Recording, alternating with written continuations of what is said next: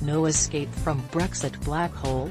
May fends off more Tory barbs during PMQs IT was an absolute monster, declared the eminent astrophysicist Professor Heino Falk.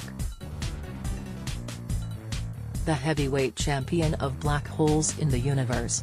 He was, of course, talking about the first ever images of a black hole to pop up on our TV screens, but, for those of us inhabiting the parallel universe that is Westminster, he could have been talking about Brexit, from which, of course, no light can escape. Before the PM boarded her rocket to Brussels, there was the little matter of another earthly round of itchy and scratchy to get through.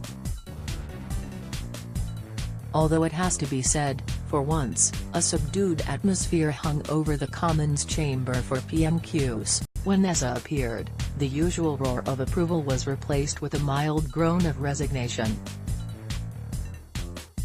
It was noticeable fewer MPs were standing up to ask questions, and 20 minutes in, some had clearly decided they had better things to do and left. Brexit fatigue has firmly set in and honourable members are desperate for an Easter break.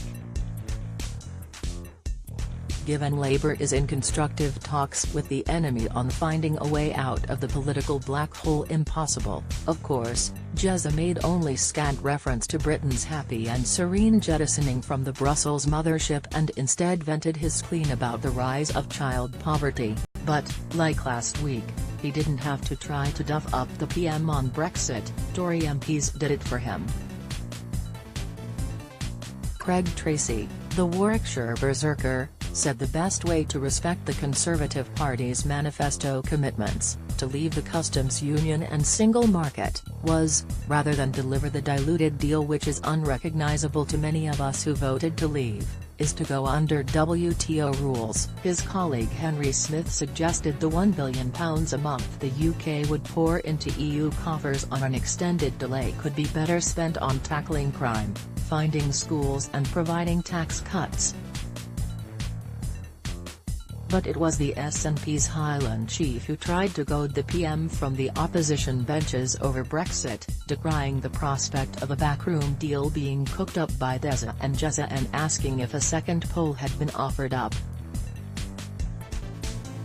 He railed how Scotland would not be forced to accept a Westminster stitch-up and urged Deza, in her final days as PM, to accept any EU offer of a long extension and put the deal back to the people.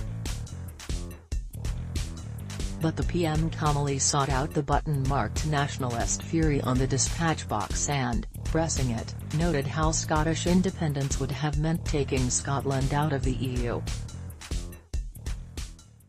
The electric current worked a treat and SNP MPs reacted with growls and gestures of indignation. Like gravity, there is always something a Tory Prime Minister can